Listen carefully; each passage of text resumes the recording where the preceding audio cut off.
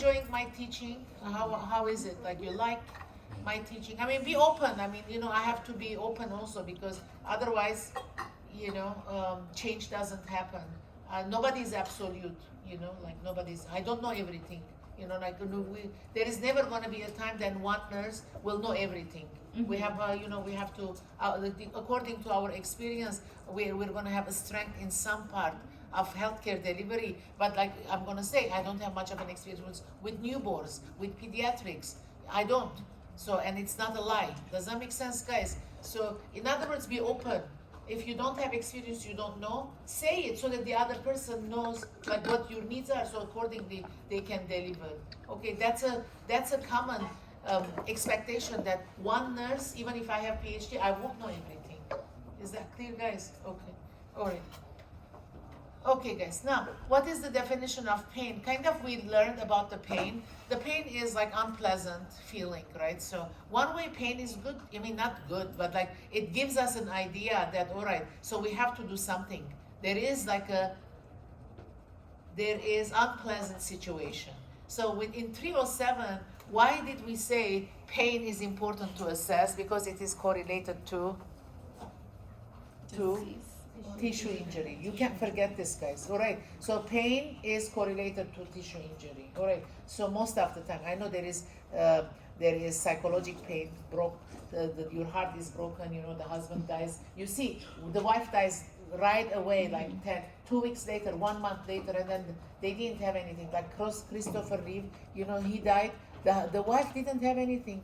She died like within a short period of time. So the broken heart. I mean, there is obviously hormonal things happening inside, but there wasn't any clear explanation why the wife died within short term. And you have seen it like within your circles also, like they were so inseparable couple, one dies, the other follows. All right, so, okay, why? Because broken heart syndrome. So there is physiologic changes happening, but like there wasn't any like apparent reason why did that person die?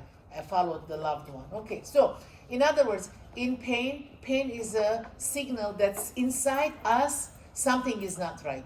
Is that clear? All right, so there is, like most of the time, there is a tissue injury. So because of the tissue injury, there is inflammatory process. Because of the inflammatory process, one of the signs and some symptoms, okay, it's not a sign, it's a symptom. Because what is a symptom? The person tells you. Sign is you see it. Yeah, does that make sense? All right, so in other words, I can see the bruise of the injury, right? Oh, that's a sign. I'm a provider, I can look Fargod's hand and I can see blue area, that's a sign. All right, so that's a sign. The bruise is a sign. But that the patient telling me that I'm in pain, that's a symptom. Because I cannot see your pain. Is that clear, guys? All right, so the pain is a symptom. It is related to tissue injury. Because every time there is a pain, you're gonna say that, oh, this person, something in the body is not working well, it's injured, for that reason that person is expressing with pain. Is that clear? So for that reason, and this is like scientifically proven, that there is a tissue injury, the symptom is gonna be pain. So for instance, JACO, the Joint Commission came and said, all right, the only way we will know if we ask. Because a lot of time if people, they're gonna be choosing not to tell, they're gonna be suffering without them telling us that they have pain. And then as a healthcare provider, if they don't tell you, you're not gonna be extending help. Is that clear? So for that reason, what did they say? All right, so like they said, okay, what is the best time to ask? All right, so they said, okay, we're doing vital signs. Every nurse, when you enter your shift, you have to do a vital sign. So at least the vital sign has to be done once a shift, if it is not more. If it is medically necessary, you're going to be doing more. You know that, right? But at least once a shift, you're going to be doing vital signs, because that's how you're going to be assessing the health status of your patient when you're doing your round, when you got the shift, right? Okay, so they said, all right, it's the best time to ask for pain is when we're doing vital signs. Why? Because vital signs are done. We cannot negotiate about vital signs. Do you agree? All right, because you won't know about your patient's health status if you didn't check the vital signs and you didn't do quick assessment. How are you going to deliver care for 12 hours if you don't know the baseline? Does that make sense? So that's a good time to ask for pain. All right, so the pain level. And so for that reason, what did we say? We made a scale, right? So because why did we do the scale? The scale is a tool that is gonna make a standardization. All right, so otherwise, if there wasn't tool, so what were you going to do? You're gonna describe. The patient says that there is an excruciating pain, like all these verbs, or not verbs, adjectives you're gonna be using to be descriptive. But like some nurse doesn't use all this descriptive terminology. So for instance, it is better to use a scoring.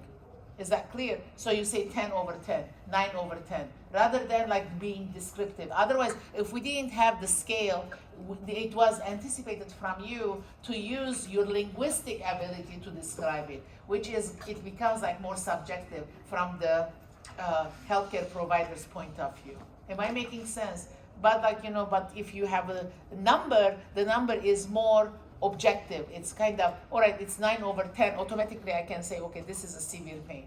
All right, and then so if you're giving Carla report to Edith will understand you. You have a common language. Otherwise, like you're gonna be looking for words. Okay, how can I describe? And it's not fair for you either. Does that make sense, guys? Okay.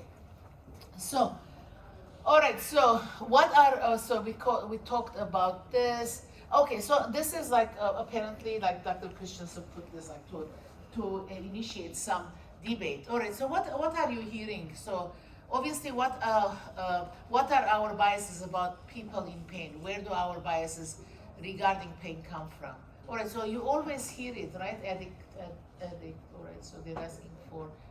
Okay, so when we're coming into healthcare industry, we have that in the back of our head that, okay, do you think that this patient is kind of abusing the system, asking like for more pain medication because like, all right, so he's abusing the pain pills. Let's hear it. What do you know?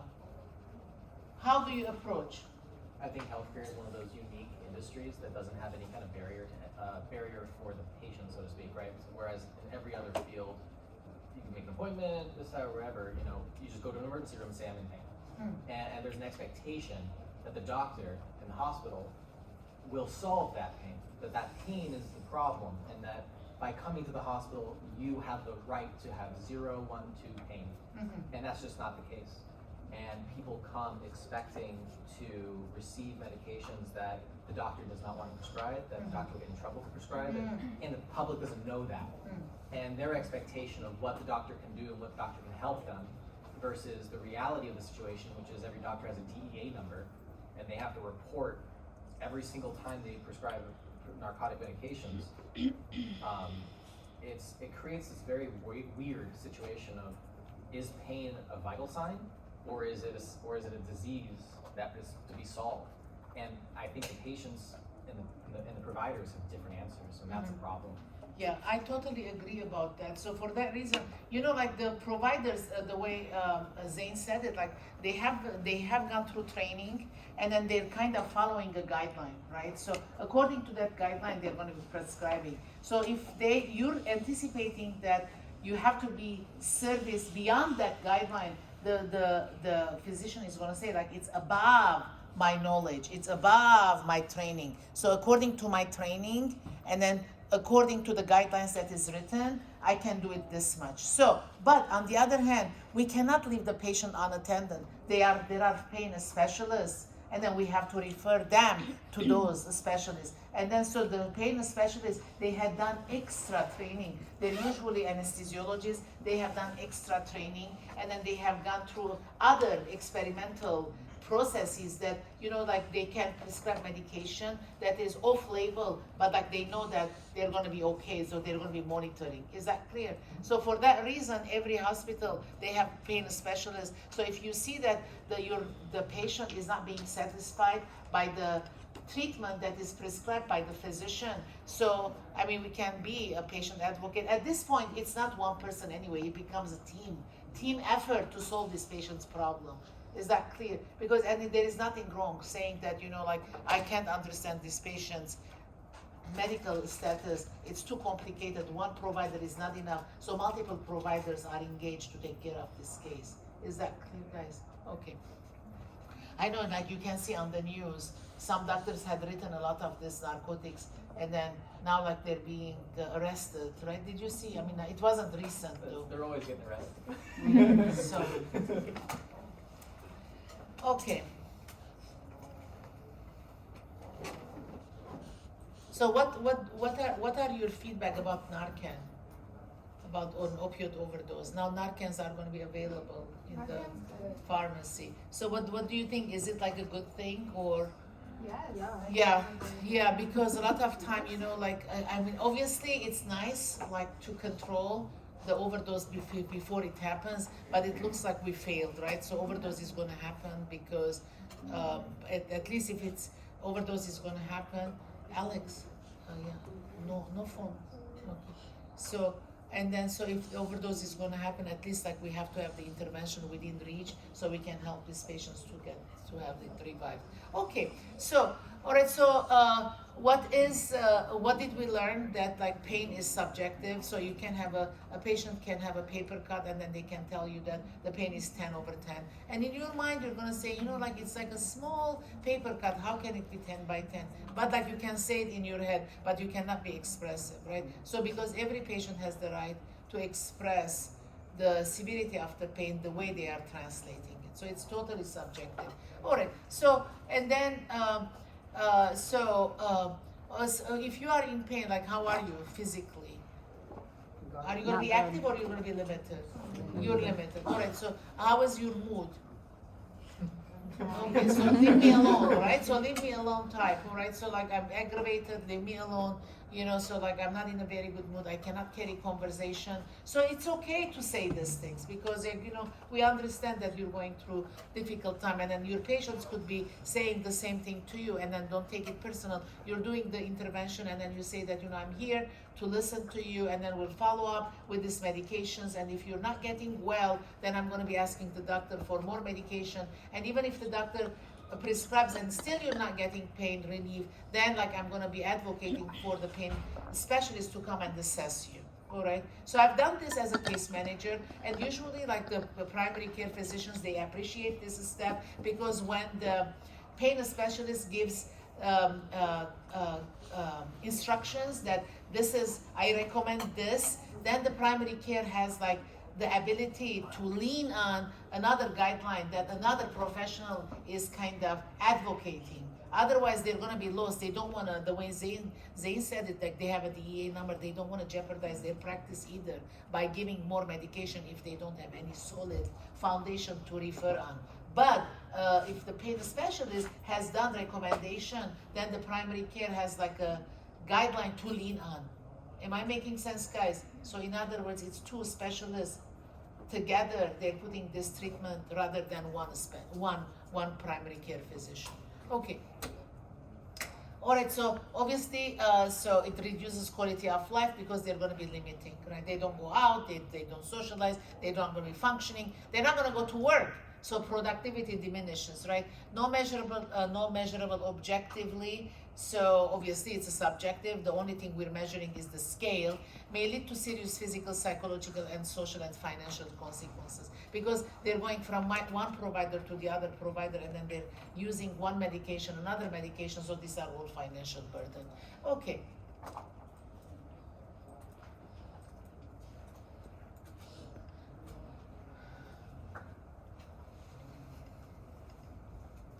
Okay, so I think I already kind of explained. So how do we feel the pain? So if you're touching a warm surface, and then so obviously it's hot, it's painful, you're automatically releasing your hand. All right. So how did you know that it was painful? The stimuli. The stimulus, it was a noxious stimulus. So what did it do? It kind of, it went from the sensory pathway, which is the dorsal horn, or the sensory pathway. All right, so what happened? It went all the way to the brain, and then so in the brain, so it went to the brain, So from the brain, it got translated now, like from the ventral horn, which is the motor pathway, it went to the muscle, and so the muscle retracted because the stimulus was not pleasant. Is that clear, guys? So what are this? This is the sensory nerves, all right, sensory nerves. So when the central nervous system is intact, so it is a nociceptive. What does nociceptive mean? Nociceptive means that the spinal cord is intact. So there is no spinal cord injury. Is that clear? So in other words, this little sensory nerves, they gathered all this noxious stimuli to the brain, one by one. Like, one gave the message to the next nerve, next nerve, next nerve. So that's how it reached to the brain. Is that clear? So this is the spinal cord, the dorsal horn, all the nerves in the dorsal horn, what are they? Sensory. Sensory. Is that clear? So there are like millions of sensory nerves, all right? So one is giving the message to the other, to the other, to the other, all the way like it is getting transported to the brain. And the brain is translating which lobe does it go? You learned this. Parietal lobe. Very good. So it goes to the parietal lobe, and then so the parietal lobe, it translates this messages as noxious, and so what is going to be the answer? Remove your hand, right? So then the answer comes down from which pathway? Motor pathway. Motor pathway is the ventral horn. Ventral horn. All right, so still we are in the central nervous system. So from here to the muscle, all these nerves, what are they called? Peripheral nerves. Is that clear, guys? Peripheral nerves. Okay, so the dorsal horn, what does it include? A lot of sensory nerves. Is that clear, guys? So what are the sensory nerves are doing? That they're transporting the message. One is giving to the other, and it's very fast. So it's transfer of the message from one nerve to the other. Is that clear, guys? So it goes to the brain, to the parietal lobe. It gets translated as noxious, and then so the message is, okay, remove your hand. So how is the message going to come down? From the ventral horn, which has all the motor nerves. Is that clear, guys? So as long as it is in the cord, it is still in the central nervous system. But now I said, those messages are going to go to the muscle for the muscle to retract it, right? Do you agree? Mm-hmm. So from the cord to the muscle, those nerves, they are motor nerves also, but they're peripheral nerves. Is that clear, guys? So it's very important that the whole system is intact for this retraction to happen. Is this clear? Do you agree? Mm-hmm. Do you agree, guys? Okay, very good.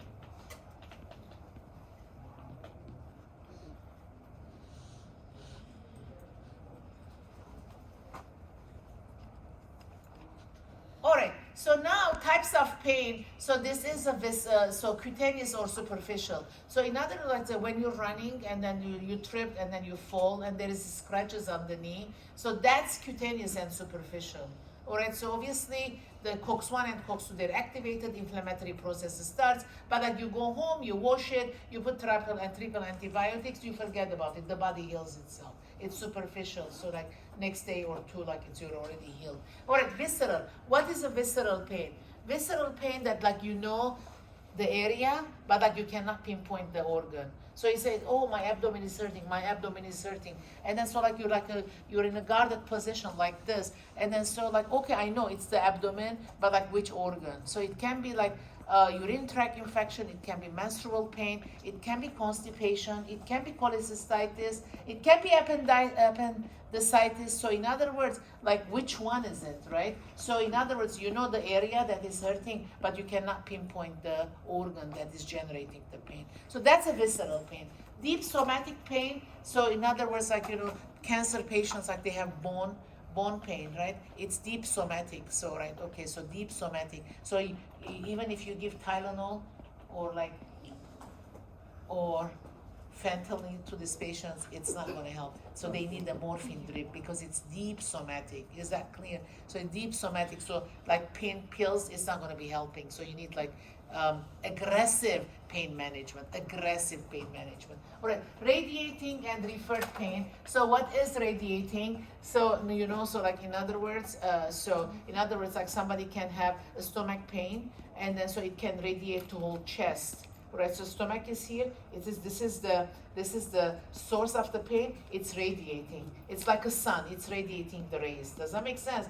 But the referred pain, so like if you have a angina is like the muscle of the heart is hurting, and then so what do you see? It's here. It goes to the right shoulder, to the right elbow, to the right hand. The whole hand is numb, and it's going all the way to the neck and to the jaw. It's kind of, it is referring to other organs. Do you see? To other organs. So that's referred. So angina is referred pain.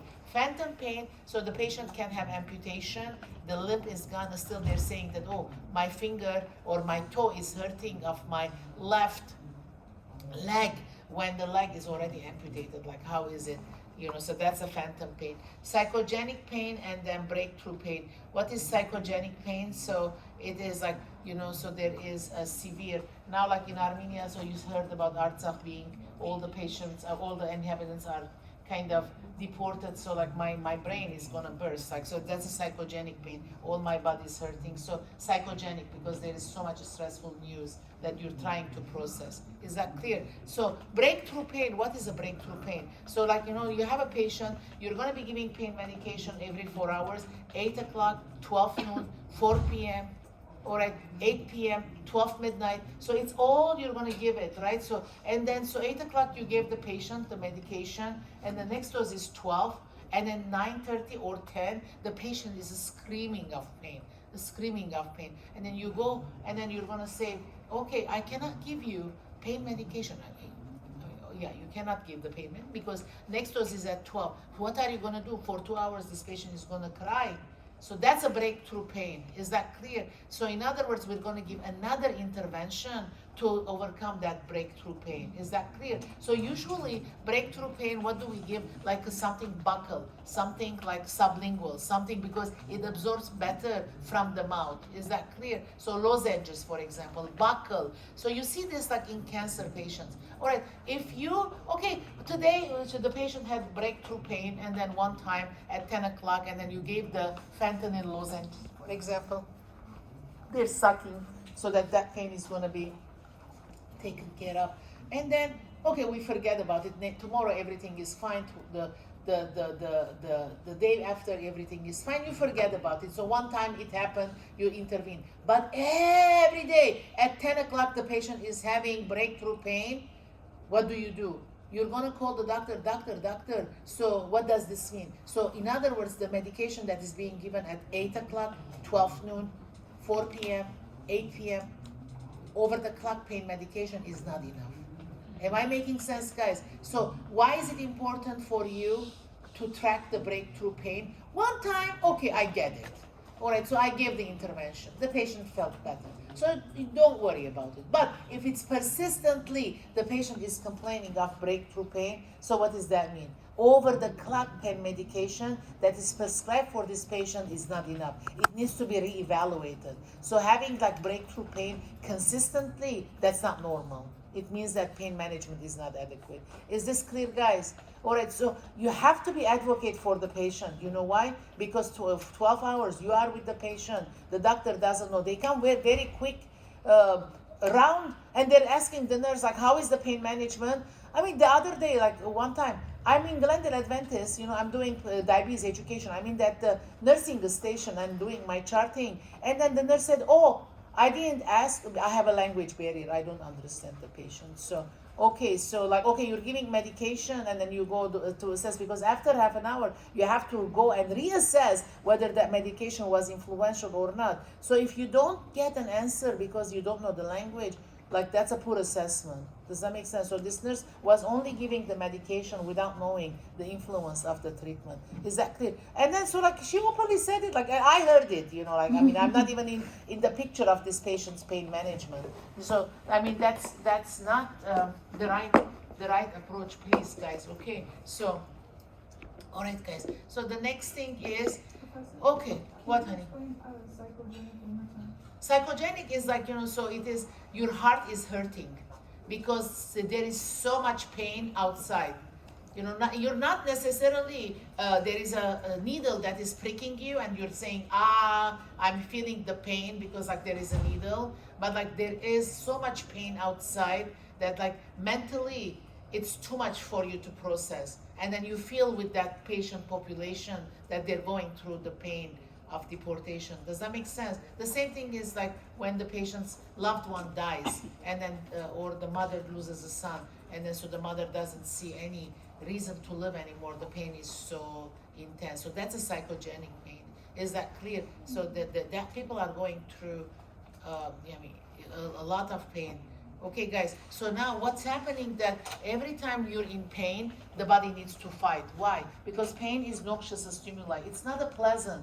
So in other words, as if like you're having a burden on your shoulder, you're gonna be carrying. All right, so if I don't have my card, you see like my bag is so heavy, right? So like, okay, if I don't have my card, because these are all my active folders, I always want to have it with me. It gives me security because wherever I'm working, I have everything so if you're wondering why am I carrying all this. All right, so if I'm going to carry this, okay, so every day, so it's too much.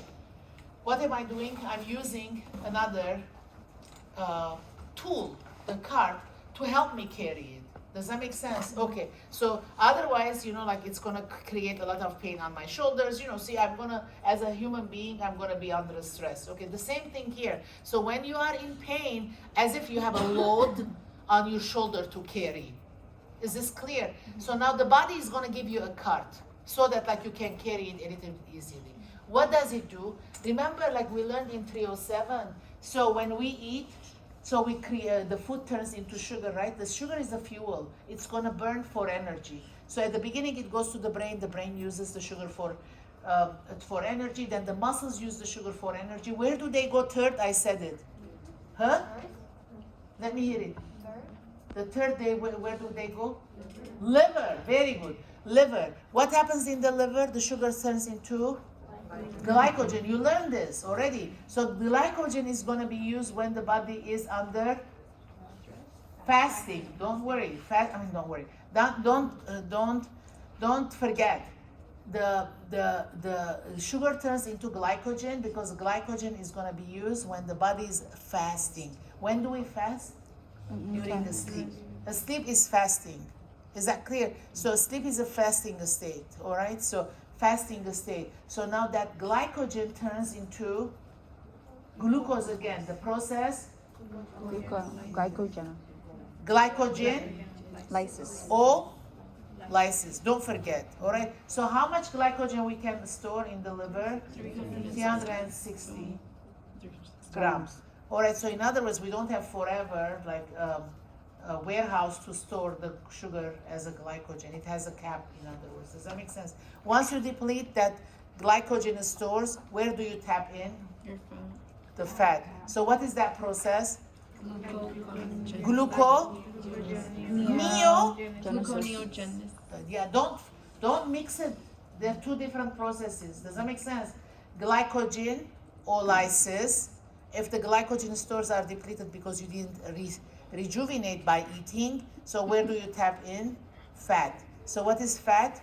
Gluconeogenesis. So there are two different pathways, guys. All right, so don't mix it. So does that make sense, guys? So now, why did I bring this again? Because if you are in pain, the body is under stress. Okay, so what do you need? A cart to carry this load. Am I making sense? All right, so I have a very heavy bag. If I carry it, it's going to be very unpleasant. So for a reason, what am I using? A cart to kind of carry. This is my load. I'm not going to let anybody else to carry. I have to find the means to carry it a little bit easily, right? So what is the body going to say? Okay, I know you have a lot of load, and then that load is painful.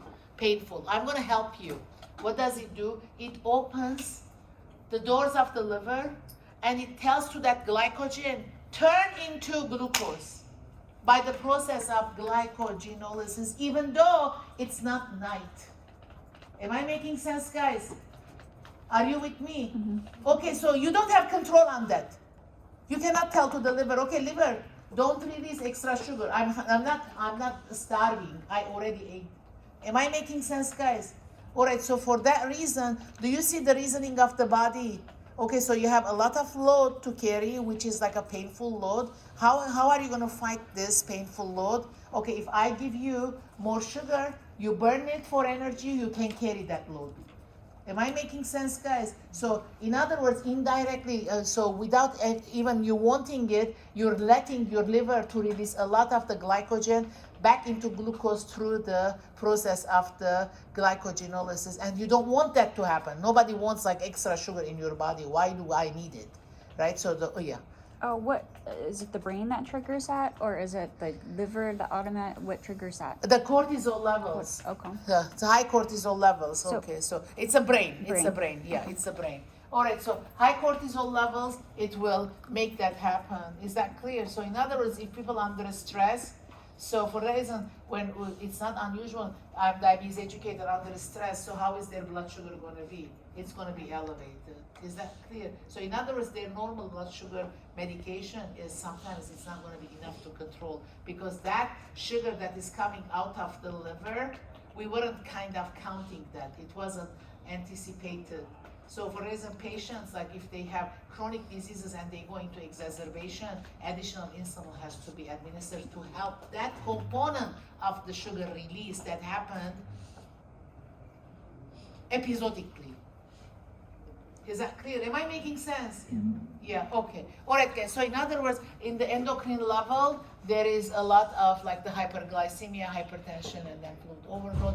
And the heart, okay, so the other thing, the respiratory, why? Because like when you are in pain, are you gonna laugh? Are you gonna dance? Or no, like what are you doing? I'm in pain.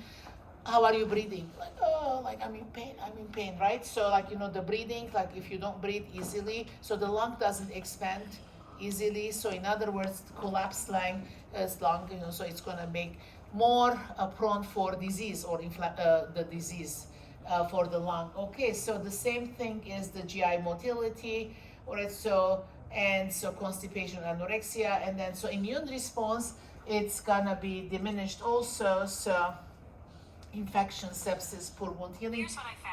Okay, so all right. So MS, like because musculoskeletal, you're not moving because you're in pain, and so there is like the muscle weakness. So and then also DVT, which is deep vein thrombosis, can happen. So you see that like the pain, it's not only like your headache or like your wrist is hurting or your knee is hurting. It's affecting other parts of the body. Do you see it now? How it's becoming systemic? Okay. All right. So. And then some more consequences of pain, kind of, we said it, okay, so, we kind of said this, that, it says psychological and then also financial. And then also, what about the caretakers? How do you see it? Like, let's discuss. And if you have a family member, like if they're always in pain, how do you feel? Does it affect your mental status too, your emotional status? So a lot of time, so you don't want to bother that family member. And then indirectly that family member becomes isolated because like, okay, they're going to say, okay, if the only thing I'm going to hear from them is like, okay, I'm complaining about pain. Okay, so in other words, like it's very important that, so we find a treatment. So as a nurse also, what do you think? So have you had any experiences that you had patients that you were doing everything, but like the pain is not going away? How did you feel about that?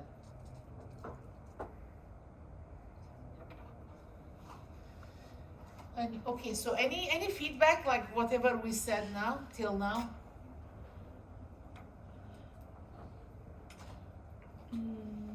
Any family members? I mean, the family member can be like as if they're your patient.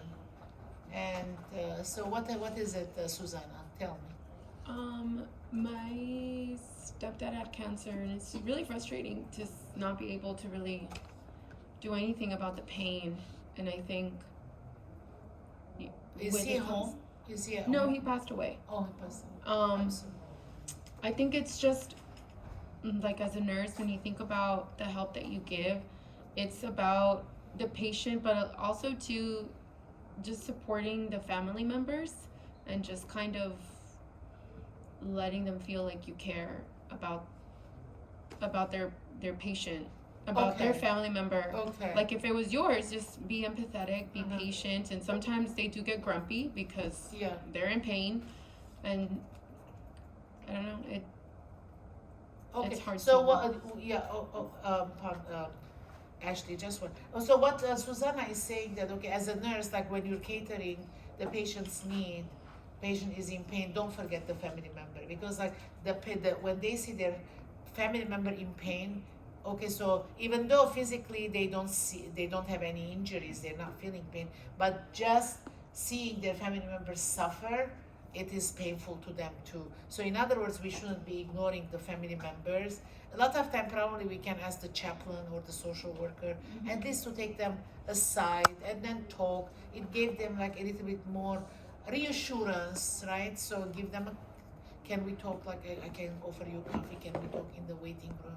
And then so just like okay, the next step is hospice, so whatever, something. So don't ignore the family member. That's what she's trying to say, which is a very important aspect, because like as nurses, okay, we're focused about our patient, we want to deliver all the care we want to alleviate the pain, but like there is another group of people who are connected to this soul, that they are feeling the same suffering. Okay, very good, Susanna. All right, yes, Ashley. So I guess kind of on the flip side, my mom has fibromyalgia, which is chronic pain, and sometimes with something like that, where she's kind of in pain often, and we, people can't see pain, Huh. so expectations sometimes are the same, even if that person is feeling this like chronic pain, because it happens all the time. So you're thinking like, oh mom, come and do this, and she has limitations which can't be really seen, so it's a reminder. But then also I think some of her frustration comes from sometimes family members lose patience with ongoing pain. Uh-huh. So you might get some family members who are like, oh, like, kind of blow it off or brush it off because it's all the time, and they get a little exhausted kind of dealing with Yes. that. So that's like something else I think to consider on the flip side, is that family members can sometimes like make it seem like it's not a big deal, but maybe Yes. it is a bigger deal. Yes, very good. Thank you for your input, because especially with fibromyalgia, you look to the patient head to toe, they're all intact. Right, Like nothing, not even color changes on the skin, right. right? Okay, so and then I mean they're wearing like street clothes, they're kind of putting the makeup, like okay, you totally look healthy. Mhm. Like how are you saying that you have pain? Yeah, so that's very difficult because the person inside is suffering. Nobody wants to feel disabled. Like who wants to feel disabled, really? So nobody, all of us wants to be as active as possible. For that reason, everybody wants to be young, right? So because you want to be active, and then so on the other hand, like she has a disease that she cannot control, and then that is on the motor pathway. So fibromyalgia is on the motor pathway. All right, so the body, like the brain, is releasing haphazard impulses through the motor pathway. It's going to the muscle, and the muscle is hurting. And there is no diagnostic test. Okay, you don't have a blood test to say that this thing is elevated, now like you have fibromyalgia. So it is clinical diagnosis. What is clinical diagnosis? The doctor has done so many cases that by now, like he knows or she knows that okay, if you're hurting here, that's the trigger point. So if you're hurting here, that's the trigger point. So from my experience, I can conclude that you have fibromyalgia. Is that clear, guys? Okay, very good. Okay, thank you for the input, Ashley. Okay. All right. So the other things is, so obviously, like a lot of things influence the patient's pain tolerance. So obviously, like when you're looking to childbirth, for example, childbirth is like from the beginning of the humanity. I mean, people were giving birth like in the tribes under tents, and there is no midwife, nothing, so there is no epidural. Like nowadays, so like we have, we're indulged because like the pain is controlled by epidural. You're going to a hospital, birthing center. So imagine, so don't they feel the same pain in the past? The tribes under the tents, they feel the same pain. Do they have epidural? No, but like they still deliver kids, right? So in other words, it matters. So obviously those women are more hardy. Okay, so they're kind of tolerant for more pain than nowadays the generation, because we have anticipation, we have a health insurance, we want to go to the hospital, we have to have pain management during childbirth. Does that make sense? So there is an anticipation. So it matters like the socioeconomic status, it matters the cultural status, and then it matters like how your upbringing, like how hardy you were when you were growing up, and then you're going to be more tolerant to pain. Is that clear, guys? Do you want to add anything to this? Okay, very good. All right, so now I kind of said it. Okay, so I kind of said this. Okay, it's the same thing, like, you know, it goes through processes. So how do we know about the pain? Because we sense it. How do we sense it? From the dorsal horn, we have a lot of sensory nerves, and then so they're taking this impulse to the brain translates it, and then so now it's coming down to the motor pathway, and then as soon as it leaves the cord, what kind of nerves do we need? Peripheral nerves. So don't forget this, because they're two separate systems. There is the central nervous system, there is the peripheral nervous system, okay? So Shane, Zain, do you have a question? No, my contacts are. Okay, so yeah, because So, this much is what? Central nervous system. This much here is what? Peripheral nervous system. So in other words, we need to have both systems functioning for us to retract the muscle. If this is gone, all right, and then even though it's coming here, all right, so but if there is no message being transferred from the cord to the muscle, so the muscle is not going to retract, so the muscle is going to burn. Does that make sense? All right, so in other words, the whole system, both central nervous system and peripheral nervous system, has to be intact for us to retract and then get away from the pain. Is that clear? Yes, Susanna? You said, so the peripheral nervous system is gonna be From the ventral horn? No. From the anterior ventral horn here to here. What's the other? I can't see this. Oh, muscle. Muscle. So in other words, from here to here, okay, so the brain brings it down to the motor pathway, and this is the ventral horn. Ventral horn. This is the ventral horn, all right? So anterior, all right? So this is here. All these are motor nerves. But for this motor nerve to bring the message to the muscle so the muscle can be retracted, we need these nerves. Is that clear, guys? So that's the peripheral nerve. So in other words, like during spinal cord injury, like in a car accident, if there is like paralysis, unfortunately, if this is broken because of accident, those individuals, unfortunately, they have worse prognosis. They have less rehab potential. Why? Because even if you can train the brain can kind of send messages, but if the message doesn't come to the muscle, so how are you going to train the muscle so that they're going to be functional again? Is that clear, guys? Am I making sense? All right, so in other words, this is central nervous system this much. This, from here to message to go to the muscle so that the muscle can do movement, we need the peripheral nervous system. Am I making sense, guys? What is the peripheral nervous system? All the motor nerves that are coming from the cord to the muscle, and they have to be functional to make this muscle moving and functional. Is that clear? All right, guys. So neuropathic pain, okay, remember, open your ears. Neuropathic pain, which pathway we're using it? Motor only, neuropathic pain. Diabetic neuropathy, trigeminal neuralgia. All right, so what are these? This, nothing to do with the environment. So, okay, so this is the table is hot, the environment is hot, I touched it, the message went to the brain said it's a hot surface, the motor pathway say remove it, and I removed it. Does that make sense? In the neuropathic pain, I'm not touching the environment. Nothing. Who is initiating the impulses? The brain. Even though no message came to the brain. Is that clear, guys? In neuropathic pain, what's happening? The brain haphazardly sending messages through the motor pathway, even though nobody brought them any message. They're giving answer without getting any message. Am I making sense, guys? Are you with me? And I explained this happens in the diabetic neuropathy. Why? Diabetic neuropathy, the sensory pathway, it's damaged because of high blood sugars. All these nerves, that's it, they're gone. They're dead. All right, so they're dead. Nothing is going to the brain to be translated because they all died because long-term uncontrolled diabetes. Now, what did the brain say? I'm sitting here idle, like nobody's bringing me any message for me to translate. How long I'm gonna sit and not translate? I'm gonna translate anyway, the way I wanna translate it. Does that make sense, guys? So for that reason, it's sending the translation from the motor pathway and it's going to the muscle. And how is the patient feeling? Needle, needle, needle, needle.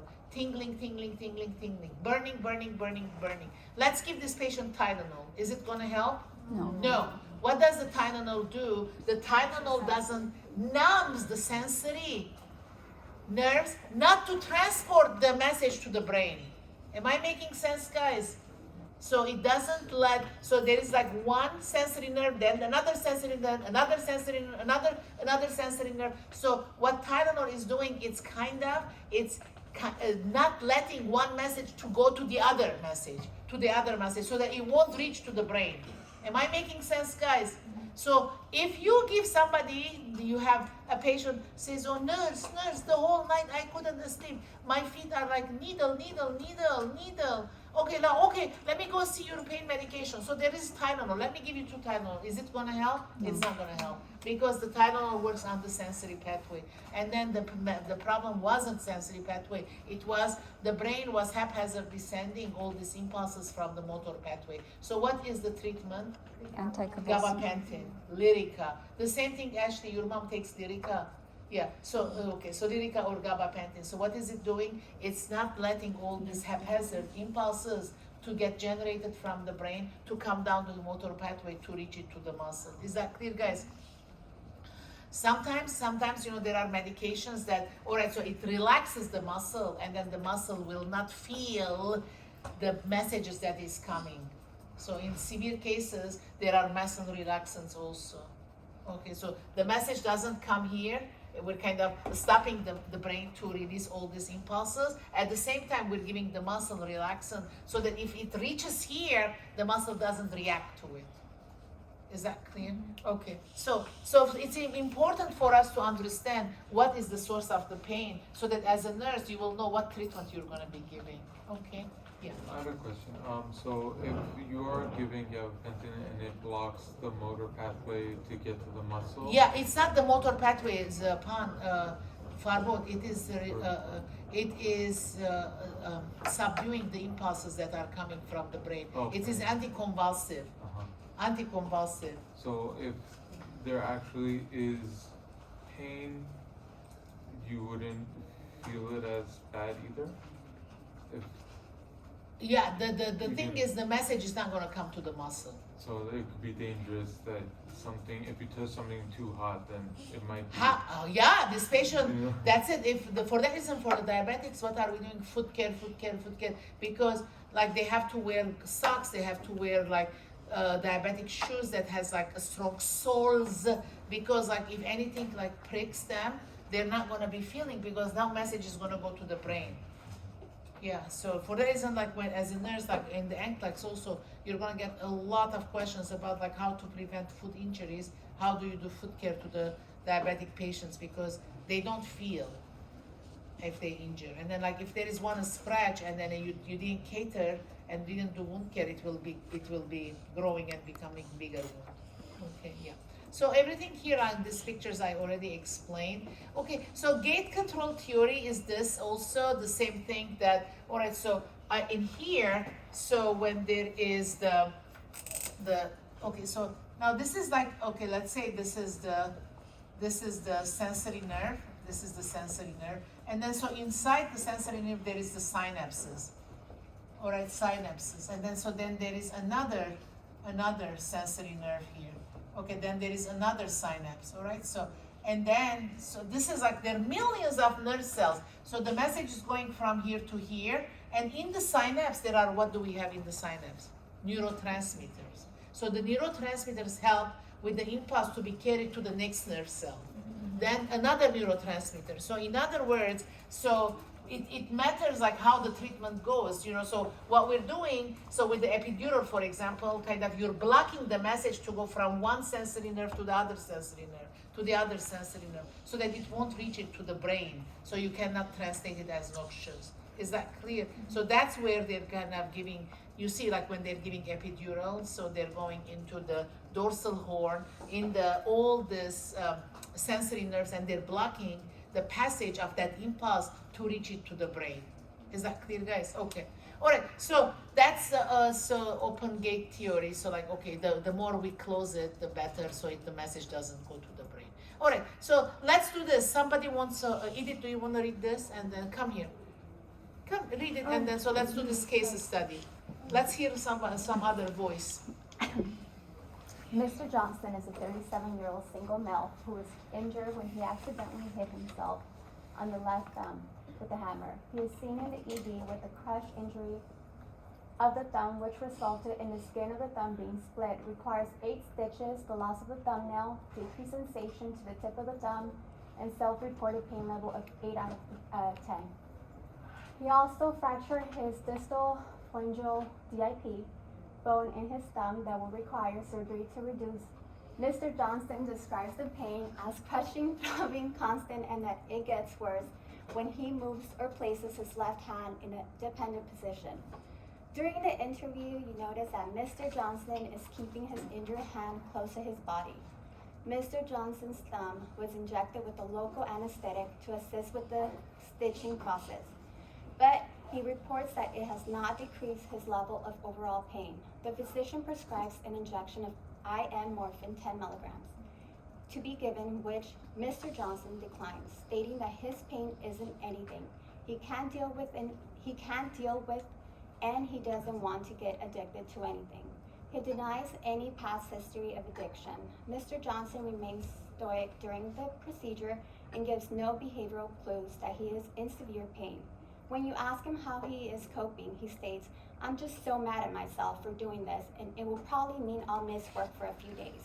Okay, so thank you. You're welcome. Yeah, so let's do this. All right, let's do a little bit of a discussion about this case. All right, so case study analysis. Which dimensions of pain are being experienced by Mr. Johnson? Somatic. Somatic. Yeah, but, yeah. What is it? Somatic. Yeah, so, yes. What is somatic? Like you know, like the thumb was injured, and then so you kind of pinpoint where it's hurting, and then you see it's a somatic. The same thing is like when you run and then you fall and then you have scratches on your knee. What kind of pain is this? Somatic. Why? I ran, I fell, I scratched. Now like my knees are scratchy, bleeding. It's a somatic pain. You can pinpoint it, and you know why it happened because there was an injury and you witnessed the injury. The same thing here, right? Okay. Describe the physiologic process of Mr. Johnson's pain.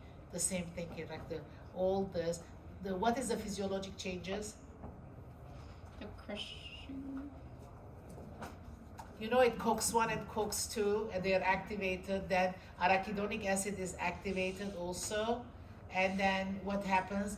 The kidney releases prostaglandin. Once the prostaglandins are released in the body, inflammatory process starts. What are the signs of inflammatory process?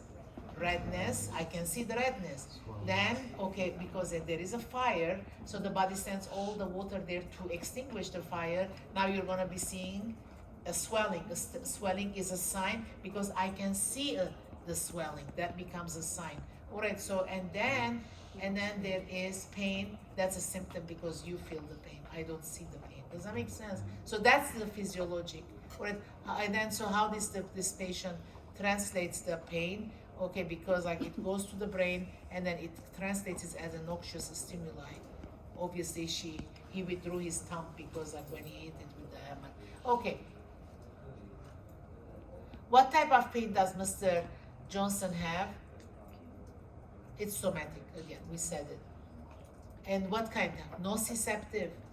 What is nociceptive? What is the definition of nociceptive pain? I said it. The spinal cord is intact. The spinal cord is intact. Why is it important, the spinal cord to be intact?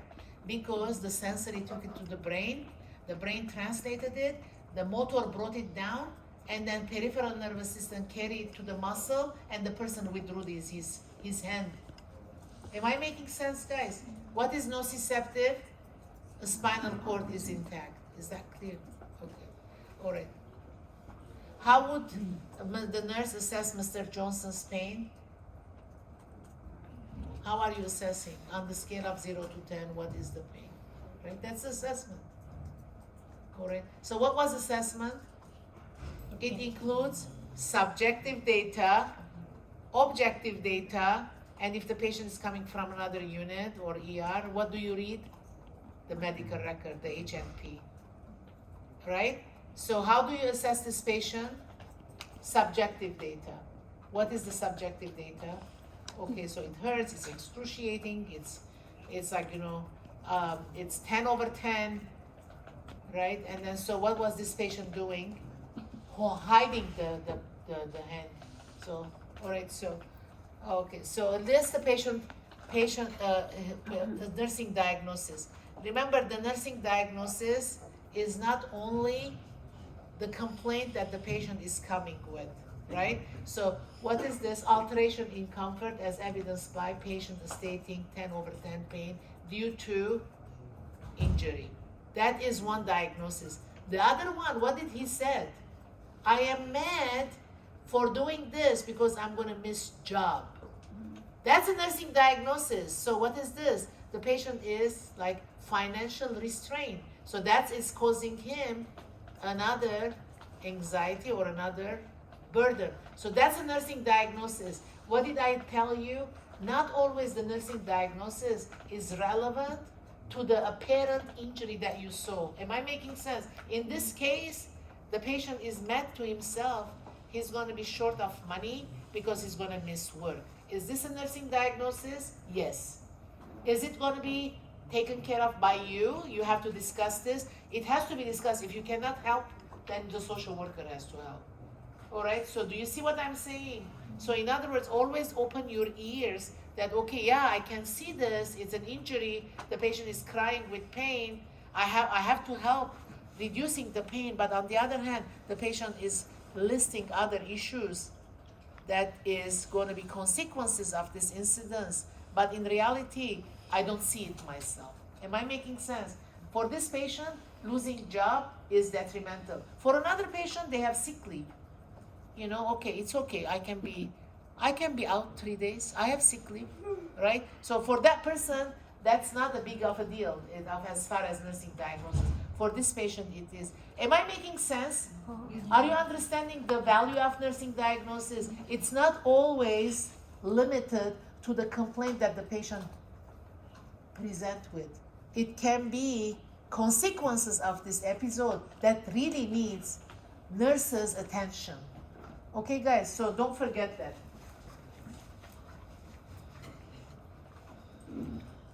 Okay, what is the priority? Obviously, we don't want him to be in pain. What interventions might be the most effective? Tell me. Pain management, obviously. All right, so if you hit your finger, all right, so how do you wanna, positioning, does it matter? Yes, positioning matters. So because there is a swelling, how do you position the hand?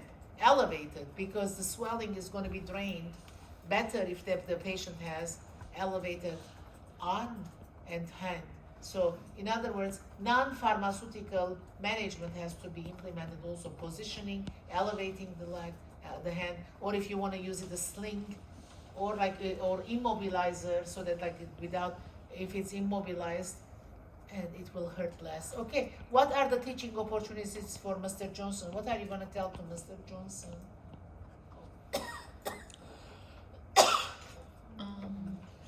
Obviously, be careful next time. So it's a very classic. Alright, so a lot of time, yeah, I hear it, I know. So it can there be a little bit more of an encouraging teaching? What do you want to teach? Yes, Ashley. So it said that he was not wanting meds, and so would some of the education be around what the pain will do to his body? That's and true. side effects Yeah. of So not yeah. taking any medication? Yeah. So, and this patient is scared of getting medication because probably he is like raised hardy. Okay, so like for little things we don't get medication. So like my mother is like one of them. Like okay, so she doesn't want medication. So there are a lot of people. Okay, so my liver is gonna be damaged. Papa, like no, one Tylenol is not gonna damage your liver, right? So just like take the Tylenol and get relief. Does that make sense? So in other words, like we have to encourage. I mean, it's not said that we're gonna give her tons of morphine. Just to make her comfortable, so that like the inflammatory process, once it is controlled, then the pain is gonna be less.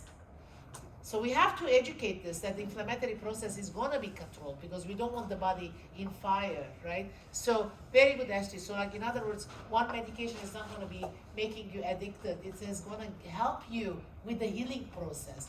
Forget about the comfort, but inside it's part of the healing process because you're controlling the inflammatory process. Very good. All right, so now nursing process, okay, we said it. What was the nursing process? Assessment. What is the assessment? Subjective, objective, H&P, right? So what is subjective? I ask questions. What is objective? I measure it. The assessment of the pain, 10 over 10. Blood pressure is increased. Heart rate is increased. So this is all objective. Is that clear? What is H&P? I'm going to read the doctor notes to see, did the patient say something more to the doctor that didn't tell me it's in H&P? What did the doctor do that it will help me give better nursing care? What was the medical diagnosis? What was the intervention written, the plan in the HNP? Is it going to give me more insight? Expand more my horizons? Yeah, the more I know about the case, I will be delivering better care to the patient. Do you agree? So what is assessment? Subjective, objective, HNP. You read the HNP. You're not going to be writing HNP when you're working as a staff nurse, but why am I teaching you in 307? Because when you read an HNP of a doctor or an NP, you understand how did they wrote it? How did they write it? Is that clear, guys? If you don't know how to write it, it will be intimidating. Like, what is this? Intimidating report. Now, is it going to be intimidating if you wrote it for a class project? No. It's not going to be intimidating because you have done it.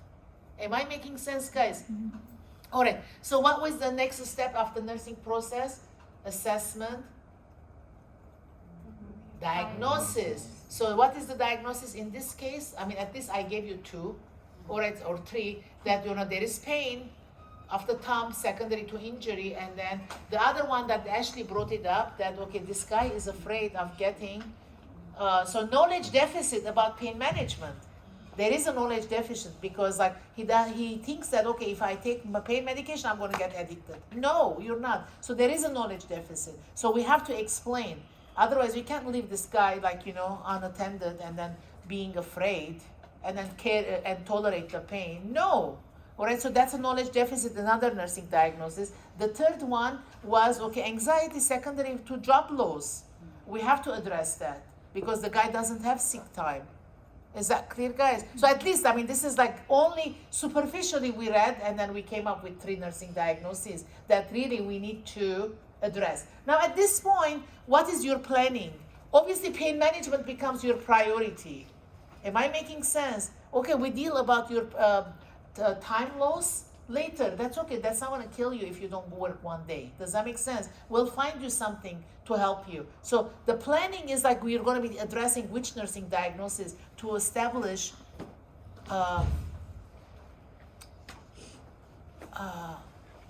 homeostasis. At this point, like how do we get homeostasis? By controlling the pain.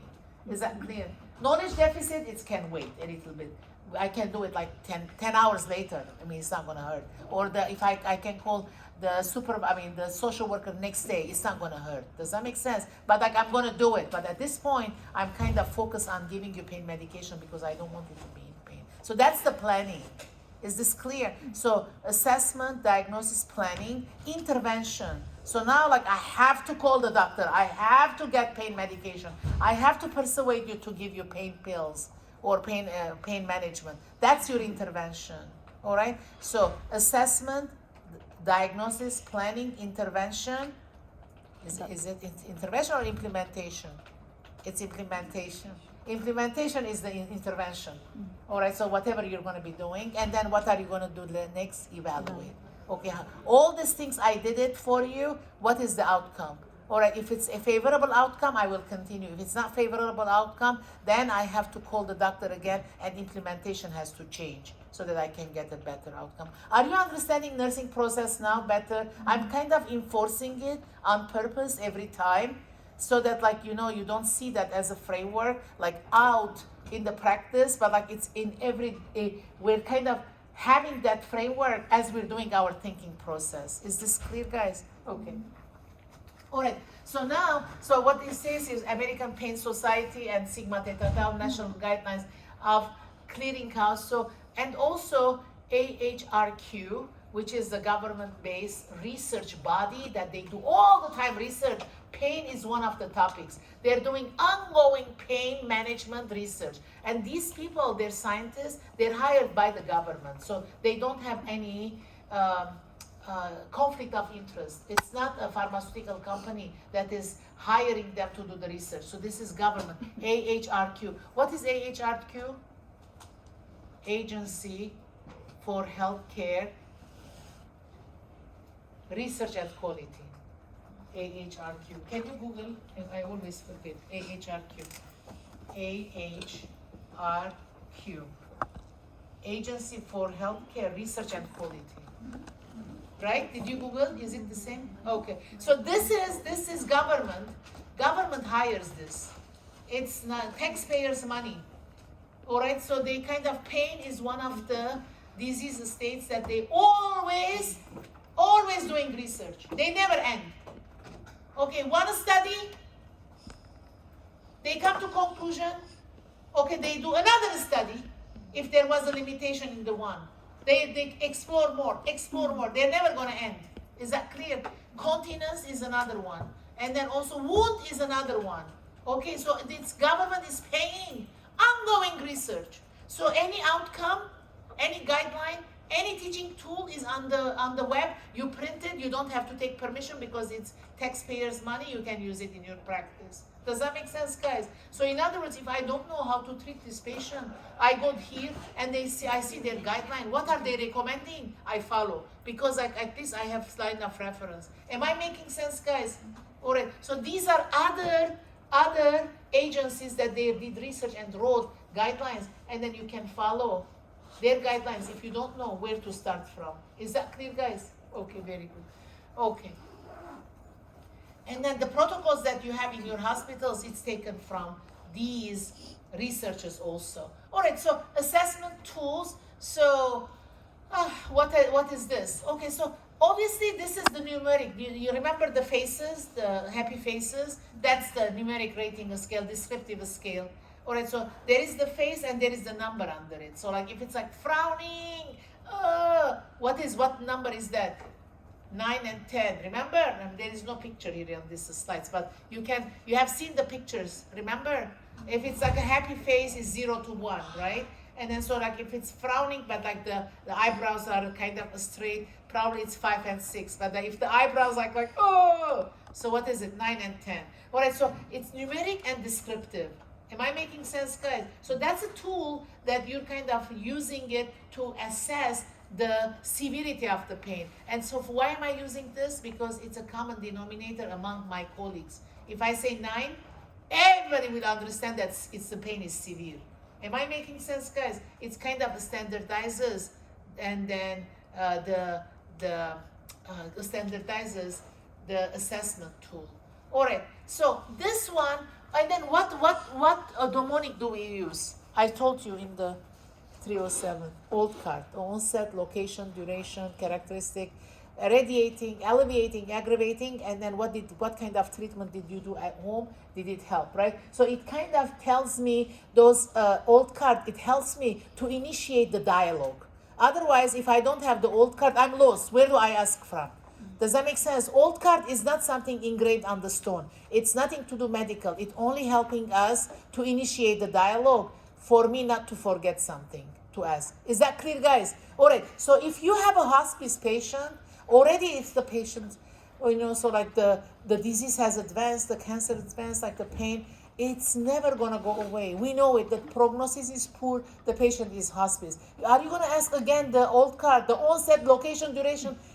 Nothing changed. It's like the same pain, right? So in that situation, what are we asking? PQRST.